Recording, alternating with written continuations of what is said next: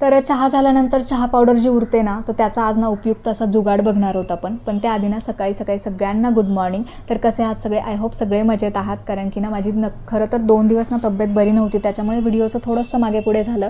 पण आज ठीक आहे, त्याच्यामुळे मग आज पुन्हा घेतला व्हिडिओ करायला. तर हा खरं तर कालचा व्हिडिओ आहे. तर नाश्त्याला ना मी आज शिरा बनवला होता आणि मुलांची आज क्रिसमस पार्टी होती, तर ते शिऱ्याचा नाश्ता करून दोघंही स्कूलला गेलेले होते.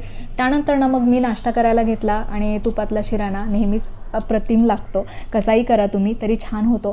त्यानंतर ना आजारपणातला ना सगळा घरातला पसारा तसाच होता, तो आवरून घेतला.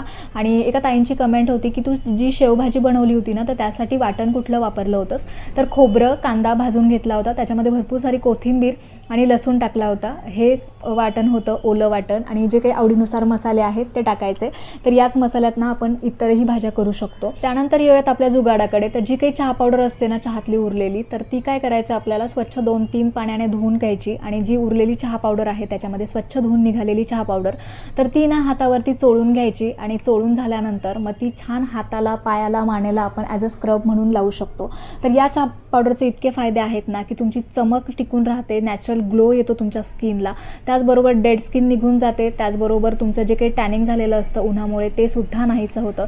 अशा पद्धतीने संपूर्ण शरीराला आपण या स्क्रबने स्क्रब करू शकतो. आणि त्यानंतर ना 10 मिनटं ठेवायचं आणि त्याच्यानंतर पाण्याने धुवून काढायचं.